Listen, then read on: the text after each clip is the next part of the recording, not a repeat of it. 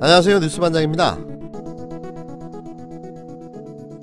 2020년 첫 주말 잘 쉬고 계시죠?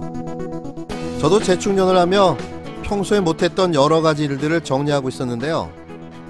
이번 주는 문재인 대통령과 추미애 법무부 장관의 반격으로 윤석열 정치검찰들을 한방에 일망타진하는 쾌거를 이룬 한 주였습니다. 여태 인내하며 준비해온 문 대통령은 일거의 정치 떡검들을 한방에 보내버리셨는데요. 그 통쾌함이 천년 먹은 체증이 내려가는 듯합니다. 다음주에도 검찰 중간급 간부 인사가 예고되어 있고 검찰 개혁의 강도는 한층 강하고 더욱 빨라질 전망입니다. 10일에는 검찰의 마지막 발악이 시도되기도 했었는데요. 청와대 선거 개입 사건을 수사 중인 서울중앙지검이 청와대에 대한 압수수색을 시도한 겁니다. 그런데 내용을 살펴보면 그 압수수색이 코미디급인데요. 궁지에 몰린 윤석열은 보여주기식 압수수색을 실시한 겁니다. 검찰이 가져온 압수수색 영장은 압수 대상이 특정되지 않았고 어떤 자료를 압수하겠다는 것인지 단 한 가지도 구체적으로 지목되지 않아 자치발전 비서관실에 있는 범죄자료 일체라고 압수 대상을 기재했는데요. 그러니까 검찰의 압수수색 영장은 이미 제출할 자료를 찾을 수 없는 영장이었던 겁니다. 또 정치쇼를 한 거죠.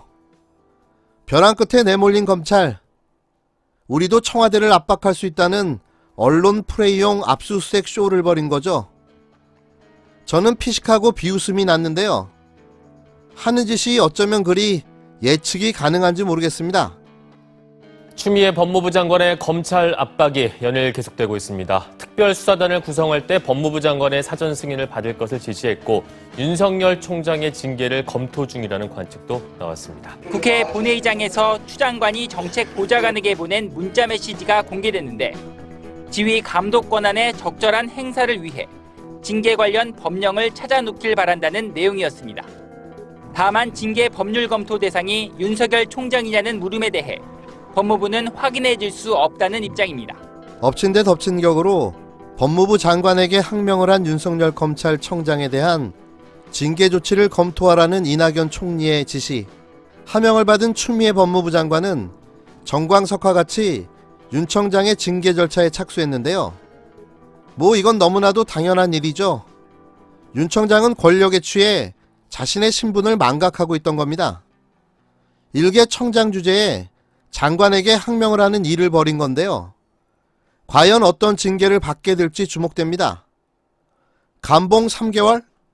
정직 1개월? 뭐가 됐던지 대한민국 검찰총장이 맛보는 헌정사상 최초의 치욕이 될 것입니다. 일각에서는 사퇴설도 흘러나오는데요. 제 생각에는 그럴 일은 없을 겁니다. 그는 우리가 생각하는 명예와 정의를 생각하는 일반 검찰이 아니기 때문인데요. 구수 돌대가리의 고집불통, 한 번 물면 놓지 않는다는 검찰 내에서도 강골파로 분류되는 돌 플러스 아이 검사이기 때문입니다. 추 장관이 인사 발표를 했는데 야당에서 자유한국당에서 추 장관을 고발을 하고 이러면 검찰은 민정수석, 법무부 장관 이런 사람들을 직권남용 혐의로 사건 배당을 하고 출석 요구를 하게 되겠죠. 고발이 왔어. 그러면 장관이 그거 수사하지 마라고 지휘를 해야 돼. 이건 수사감이 아니야 라고. 왜냐하면 그렇게 힘으로 제압하지 않으면 이 통제가 불가능한 상황이에요. 이미. 이거 거의 무정부 상태 같아요. 검찰을 보면. 7일 유시민 노무현 재단 이사장이 알릴레오 방송에서 한 말입니다. 윤석열 청장은 힘으로 제압해서 통제해야 되는 캐릭터이고 검찰도 이미 무정부 상태로 보여진다는 건데요. 그렇다면 답은 이미 나온 거죠. 자신들이 그렇게 좋아하는 상명하복, 그걸로 그들을 통제할 수밖에는 없는 겁니다.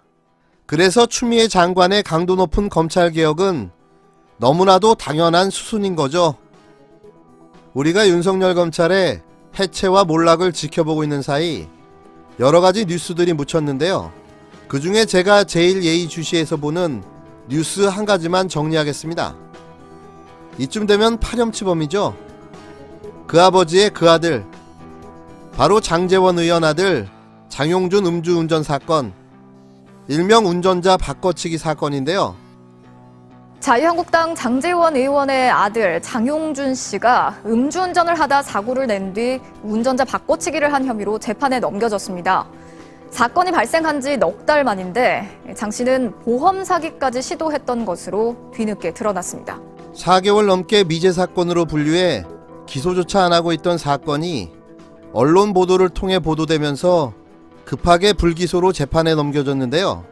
그런데 이 사건 파면 팔수록 범죄 사실만 늘어나는 참 신비한 사건입니다.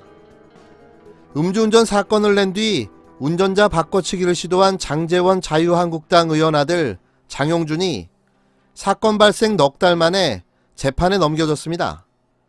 서울서부지검 형사 3부 부장 이재승은 장 씨를 특정범죄 가중처벌 등에 관한 법률 위반, 도로교통법 위반, 범인도피 교사, 보험 사기 방지 특별법 위반 등의 혐의로 불구속 기소했다고 10일 밝혔는데요.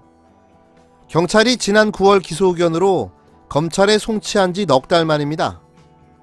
장 씨는 지난해 9월 7일 새벽 2시께 서울시 마포구 광흥창역 인근에서 음주 상태로 차를 몰다 오토바이와 충돌하는 사고를 낸 혐의를 받고 있는데요. 당시 음주 측정 결과 장 씨의 혈중 알코올 농도는 0.12%로 면허 취소 수준이었습니다. 또 장 씨는 사고 직후 지인 A씨에게 연락해 운전자 바꿔치기를 하려고 시도한 혐의와 보험사에 A씨가 운전하다 사고를 냈다며 허위로 교통사고를 신고한 혐의도 함께 받고 있는데요. 당시 현장에 없었던 A씨는 경찰 조사에서 자신이 운전했다고 진술했으나 이후 장 씨가 경찰 조사를 받으며 음주운전 사실을 인정했습니다. 검찰은 A씨에 대해서도 범죄도피, 보험 사기 방지 특별법 위반 등의 혐의로 불구속 기소했는데요. 장 씨의 차에 동승했던 B씨도 도로교통법 위반, 범인도피 방조, 보험 사기 방지 특별법 위반 혐의로 함께 불구속 기소했습니다. 이거 다시 처음부터 재조사해야 하는 거 아닙니까?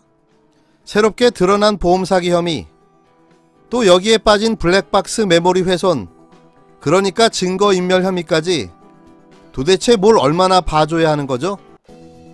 이렇게 대놓고 국민 사기극을 벌이는 건가요? 유전무죄, 무전유죄, 왜 이런 말이 생겨났겠습니까?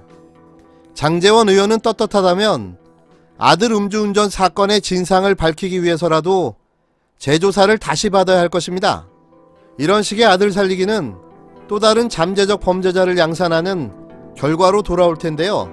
이참에 아들 교육을 위해서 총선 출마를 포기하고 백의종군도 기대해봅니다.